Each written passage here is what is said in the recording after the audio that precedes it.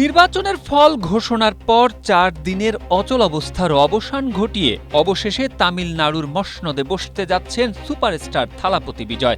শনিবার রাজ্যের গভর্নর আর.ভি. আরলেকার সঙ্গে সাক্ষাৎ করে সরকার গঠনের আনুষ্ঠানিক দাবি জানান তিনি। দেশটির সংবাদ মাধ্যম এনডিটিভির প্রতিবেদনে বলা হয়েছে, তামিলনাড়ুর গভর্নর আর.ভি. আরলেকারের সঙ্গে সাক্ষাৎ করে ১২০ জন বিধায়কের সমর্থনপত্র জমা দিয়েছে বিজয়। এ সময় তিনি রাজ্যের গভর্নর সরকার গঠনের প্রয়োজনীয় পদক্ষেপ নেওয়ারও অনুরোধ জানিয়েছেন।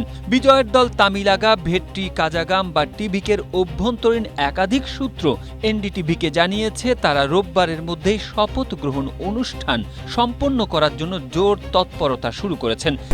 স্ট্রবেরি সুপার ডটেড ও ক্লাসিক ভ্যারিয়েন্টে সেন্সেশন জাগুক শিহরণ।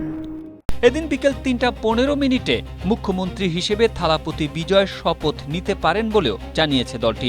অভিনেতা থেকে রাজনীতিবিদ বনে যাওয়া বিজয় আনুষ্ঠানিকভাবে সরকার গঠনের দাবি জানানোর পর তামিলনাড়ু জুড়ে উৎসবের আমেজ বিরাজ করছে। বিজয়ের ভক্ত ও টিভিকের কর্মী সমর্থকরা রাস্তায় নেমে উল্লাসে মেতে উঠেছেন।